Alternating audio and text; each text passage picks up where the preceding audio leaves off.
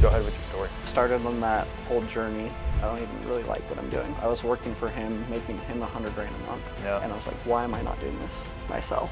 And literally the very next day, started dialing. I was going to say, because you have rentals right here in Arizona. Yeah. What's your rental portfolio like? It's not crazy. It's like 16 now, and I mean, it's been a year and a half. Dude, that's crazy, not man. bad. See, like, I think this is like where people should be taking notes. What switched in your brain? You were already thinking about moving on, like and starting your own business?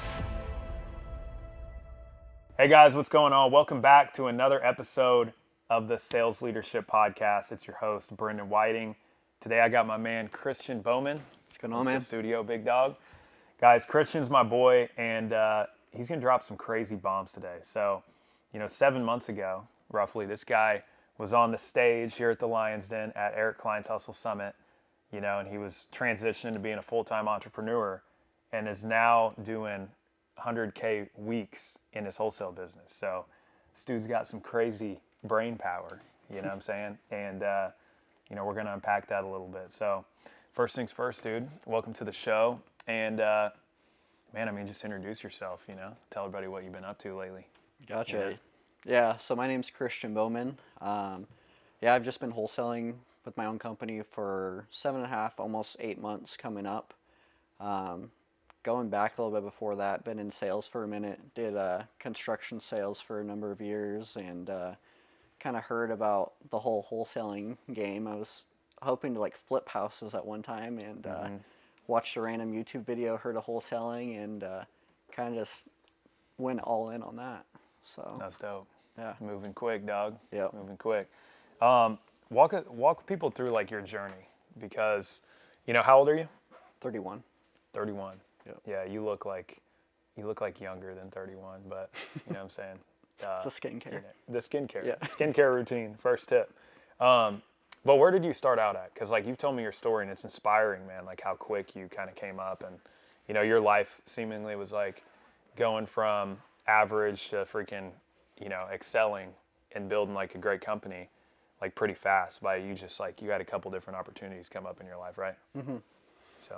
Yeah, starting back, a few years ago, I guess, when everything kind of changed for me, I would say 2021 fall, my mom actually passed away out of nowhere. So got a random call and had to fly back to Washington, kind of take care of everything, and kind of just realized life's so short, right? Yeah. I'm like, what am I doing? I had an okay job. It was just very average. Yeah.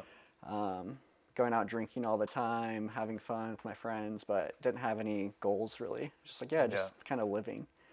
And that kind of switched my whole perspective. And I'm like, I need to make, her proud. I need to set goals for myself. It was just a total wake-up call for me. Yeah. From there, I started reading a bunch of, self-help books, development books, everything in that genre. Signed up for a 50-mile ultra marathon. Let's go. Started signing up for all these Tough Mudders, Spartan races, just really trying to put myself through it, and it kind of went dark, right? Yeah, I have two quick questions. So, one, what were some books that you read? And can you remember a book that you read that you were like, holy shit? Because I know I had one I read, and multiple books I've read throughout my life that were paradigm shifts. But was there a book you read that you were just dude, game over? Gave you a whole new perspective? I think there's two. I think Can't Hurt Me by David Goggins was Let's go. Solid. That's why I was like, all right, I'm going to sign up and run this ultra marathon. I was wondering that, you know what I'm saying? Yeah. That's dope. And then Rich Dad, Poor Dad, for sure, was a big switch. I'm like, okay, now I can, I want to build this empire of real estate and just have that pay me. Those are two fire books. Yeah. With completely different lessons. David Goggins, more like a self-exploration type of book, right? Personal development mindset. But then Rich Dad, Poor Dad, dude, game changer, bro. Yeah. Game changer. Understanding leverage. For sure. Dude, you start questioning everything, especially if you're in a 9-to-5. Yeah. You're like, what the hell am I doing? Yeah. I've been a pawn, Literally. Second thing I was going to ask you is, do you think that your 50-mile races, would you attribute any of your success today in business to doing those races? I would say for sure. And Yeah. just, I mean, the training for them, Yeah. right? I was running 6 days a week Yeah. for these every single morning. I still had to go to work after. I was making Yeah. time on the weekend, right? One day on Saturday was my long run. Yeah. You're running 8 hours, right? Crazy, You're running dude. 20 miles. Yeah. So, Fitting that to the schedule, dude. It's a little yeah, bit different. it is. And just doing it every day and just, I mean, not giving up, right? Yeah. And you probably gone through this and probably the people listening, right? Yeah. There's always something that you don't want to do, but it's like, just get your ass up and do it. Totally, dude. I wear people out with like my talk about how much sports helped me in business because when I played basketball, like, dude, I was in high school, like freshman, sophomore, junior year, waking up at 4 a.m., driving to the gym at my school, playing from 5 to 7, going to school, playing at lunch for an hour, and then practicing, and then staying on the court till like 9 after practice, right? And it correlates to business is because like you learn the discipline and it takes to win, and then you learn the resiliency.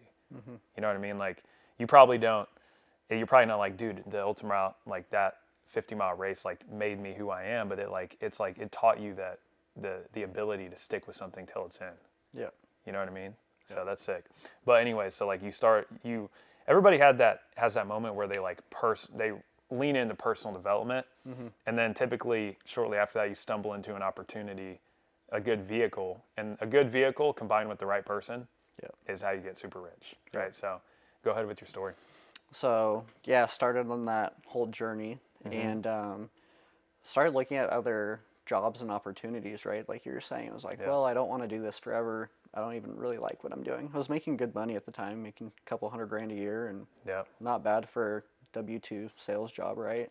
Mm-hmm. But just saw what else was out there, and I knew somehow real estate would be my vehicle, just not sure what exactly, and started interviewing with a bunch of people, and from raising capital for giant funds, raising like $100 million to buy apartment buildings, to Yeah.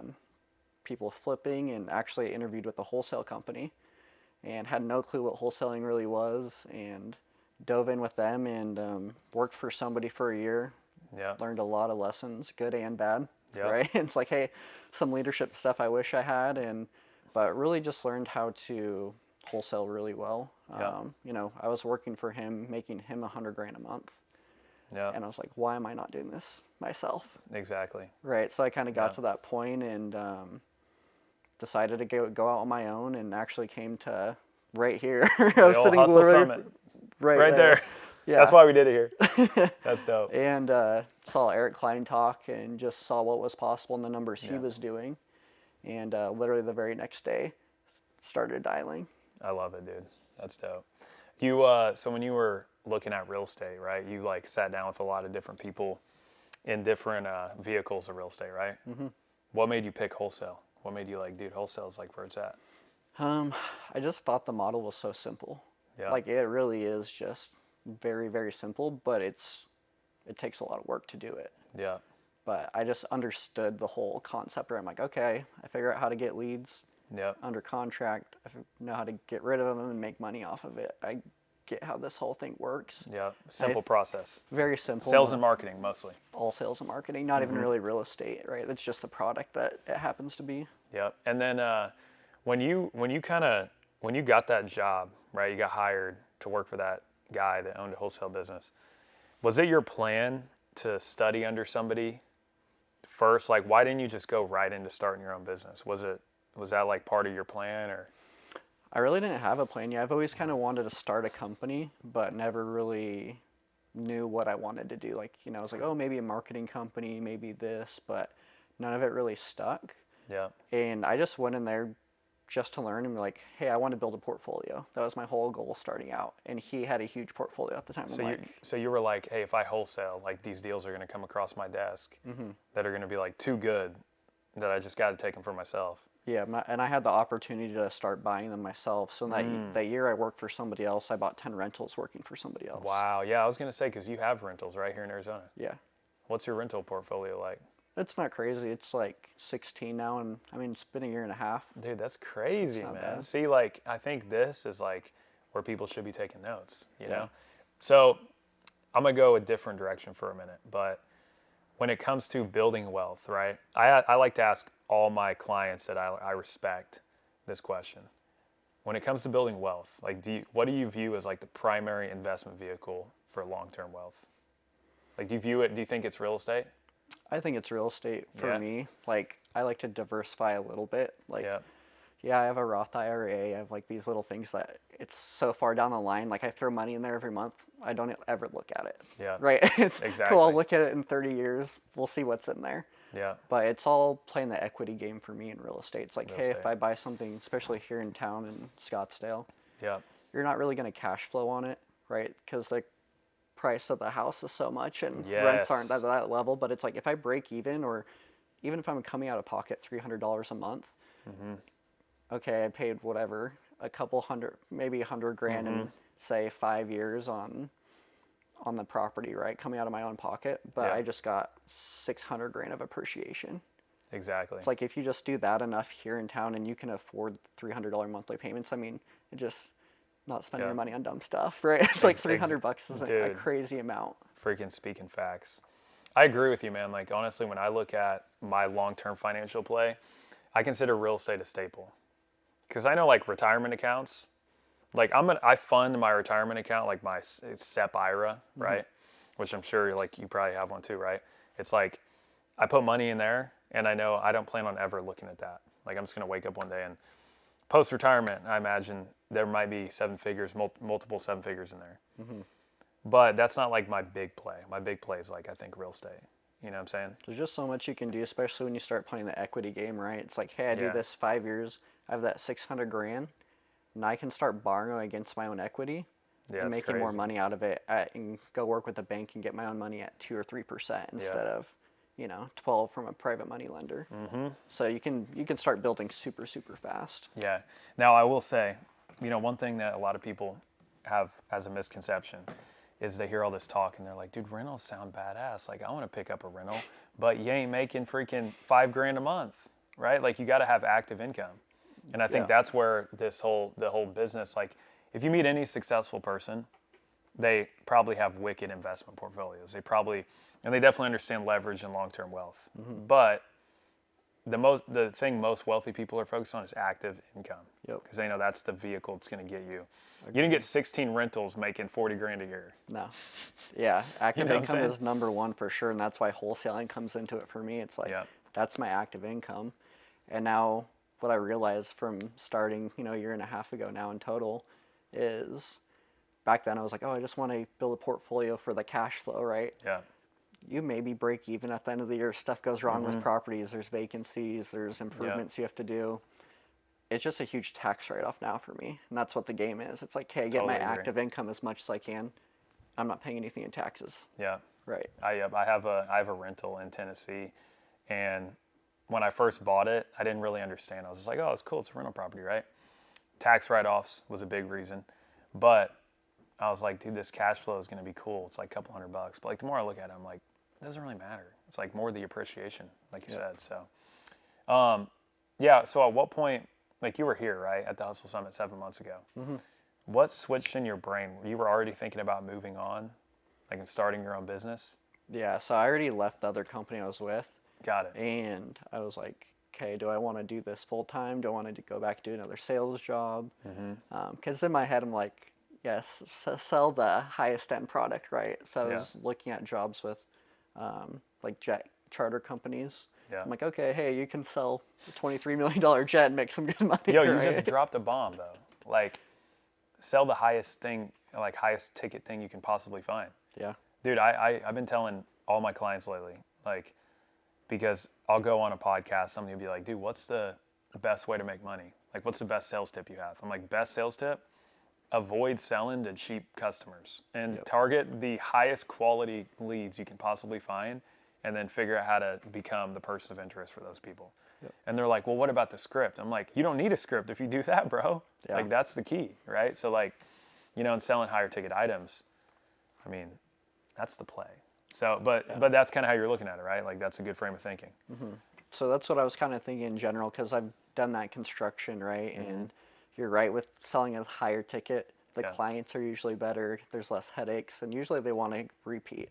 Yeah. Lower end, they're going to complain about everything, nitpick Yeah. because they don't have enough cash, right? Yeah. But decided, like, I already saw my success working for somebody else. I'm like, Yeah. hey, I can really take this, do it by myself, and scale it way bigger. So that was like, I already left 2 months before I came here, Yep. and then was already getting my website built, planning what marketing channels I was going to use. And then, yeah, after I came here, the day after I started. I love that. If you had to break down in 5, like, or 60 seconds, right, how to build a wholesale company, like you said, find your marketing channels. I'd say that's probably a staple.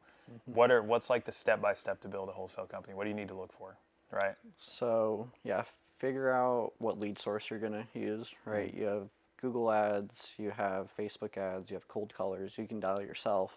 There's a bunch of stuff. Figure out what you want to do. Have a sales script or sales process, I would say. That's number 2. Figure out, hey, once I talk to people, what do I do? Yeah, exactly. Right. From there, I mean, wholesaling is huge on mindset. So, I mean, just sticking with it, because, I mean, I would say it's a 90-day grind. cycle too, right? Yeah. When you first start, you're not going to get anything close for 90 days usually. So it's like usually people give up in their first month or two. So just knowing that ahead of time, hey, it's going to take me 90 days to get any return on this. Yeah. Having that mindset in any business is like super important. Yeah. If you want an immediate return, then go get a job at fucking McDonald's. Right. And I mean, just To quote old Leonardo DiCaprio. You know what I'm saying? True. No, it's dope. So, physical proof, marketing, sales. You said marketing, sales, mindset, Yep. right? Yep. And then also, like now's a good time to bring this up, right? You started another company besides your wholesaling business to help wholesalers like dispo deals, right? Or your partner. Explain that. So you have a couple other companies along with just right aligned with wholesaling, right? It's like, so wholesaling is my active income. I'm cherry picking the best deals for my own portfolio that I want to keep as rentals from there. I'm flipping too, so I have a partner on the back end, and we have like 4 flips going right now, and I'm 100% hands off of that. So I just 3 to 6 months we'll just get a random check, which is great. I love it. I self-source the deals from my own marketing, right? Yeah. Sell it off to somebody else, and then now I'm helping more wholesalers with an underwriting company, because I saw that was like the biggest struggle when I was starting. I'm like, okay, I can talk to somebody. How do I know what to offer them? Yeah. Right? And most people lock the deals up. They just tell the person they want to hear to get it under contract. Like, oh, Brendan, you want 200 grand for your house? Great, I can do that. Yeah. They waste their time for 3 months. They can't sell it to anybody else because it's not a true deal, and they just end up wasting a lot of marketing dollars on that. Yep. And go out of business really fast. So That's good. And then also, like, definitely should be noted, right? If you decide to dispo those deals yourself, then that's a whole different process you got to figure out in your company, right? Like, if you just focused on marketing and sales, like, that makes the whole business model way more simple. Yep. Hey, like, I'll partner with Christian for all my deals to get rid of them. All I need to do is figure out what marketing channel am I going to use and what's my sales script going to be. Yep. And then just get as many deals under contract as possible. Yep. Get really good at one niche, you can make a ton of money. Yeah, that's facts. Couple more things. So you scaled really fast, right? Like you went from, like, what were you doing? You said you like, I mean, you're speaking in a couple weeks or this weekend because of your growth. But you went from 0 leaving here to doing 100K, like month 100K month. 3. I did 133 month 3.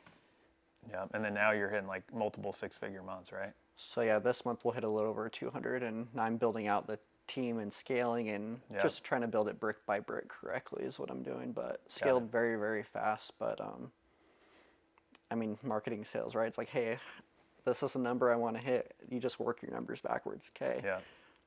How much talk time do I need to have? How many dials out? How many offers out? Yeah. In order to talk to this many people, how much do I have to spend? Yeah. It's a very simple model. Business is a game of inputs to outputs. Yep. It's that simple. It really is. It's like, figure out what you want, figure out how many inputs you need to have, and what would be some tips on like scaling? Like, you built a team pretty quick, right? You got a team of couple people, right? 6 of us in office. Yeah. What are some tips on like building a successful team? I think just scaling in general is I'm reinvested back into my company. So the last 7 months of owning my own company, I've only paid myself once. It was Yeah. a good check for sure, right? But like, Yeah, little bonus, little yeah, Christmas bonus, right? yeah. But it was all going back every month is increasing marketing, Yeah. hiring. Like, right? Can my team can't handle this? Nope. I need to hire a Yeah. guy, train him, stabilize, more marketing. Fire. That's all it is. And so Yeah. just keep at least 20%. I just started doubling it fast. I was like, I started out spending 10 grand a month on marketing. First month, 13 grand the next month, 15 grand the next month, Nice. all the way up, and now I'm spending 40 grand a month. Yep. And you bring up a really good point, bro. Like, everybody talks about the power of delayed gratification, but like you only taking payroll from your company one time like says a lot. That's really the key to your growth. Like, just without knowing too much, just based on what I know, I've known about you, known you for almost a year now. It's like, dude, you probably keep your. It seems like you have a very simple life. Keep your living expenses very low, right? Yep. And that's the key, man. Like, I've been telling all my closest friends this lately, but like, you know, I could buy a nicer car and like flex and make people think I'm like super rich, but like, I'm playing the long game. Like, I got capital that way when opportunity comes. People with capital when opportunity gets here. Like when the market crashed in '08, the people who had cash, the people that were liquid are the people that are like billionaires now. Yep. So like I love that. And another thing I always tell people that I'm noticing with you is like leverage. There's they call it like the 4 C's of leverage. It's like content, collaboration, capital, and then code, right? Content, posting social media, collab, team, capital, putting money into marketing, and code technology, right? Like, dude, you took that rich dad poor dad lesson, you just like freaking ran with it, dude. You know what I'm saying? Like, It's been every lesson though, and I think that's part of the success, right? Somebody Yeah. tells me to do something, I'm doing it, and I mean going back to how I scaled fast too. It's like, yeah, hey, I scaled to 6 figures a month pretty fast by myself, but yeah, now it's right. I hired a coach.